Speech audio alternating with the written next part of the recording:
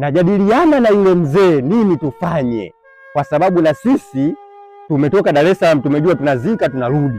Sasa nini hapa tufanye kiharaka haraka? Yule mzee anasema kwa huku kwetu mimi na wewe tutoke twende sehemu, alafu tukifika hiyo sehemu tutayajua yote haya na tutapata hilo jibu kwa haraka.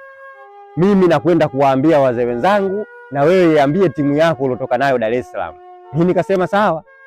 Nikaenda nikawaambia, jamani, haya mambo yameshakuwa makubwa na mazito. Kama tulijitoa kuja kumstiri mwenzetu mpaka huku, tuendelee kufanya subra. Kwa leo haliwezekani. Wenzangu wananiambia sasa hii maiti ndani huko itaharibika, kwamba zoezi la kuzika limeshashindikana jana. Kumbuka hiyo tunayoongea, siku tuliyofika tulikuwa tujafanya kitu chochote tu, sababu tulifika jioni sana. Kesho yake ndio haya mambo yote yalitokea kesho yake. Sasa tunajadiliana hii maiti tayari ilishapata ajali, itaharibika na haswa hivyo sasa hizi tunashaanza kusikia harufu. Vipi? Nikawaambia lolote litakalotokea na liwe, fanyeni subra.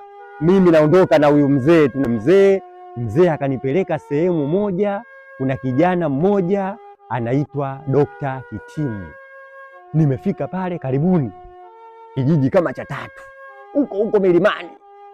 Karibuni kufika pale bwana, tukamwelewesha, yule mzee akamwelewesha.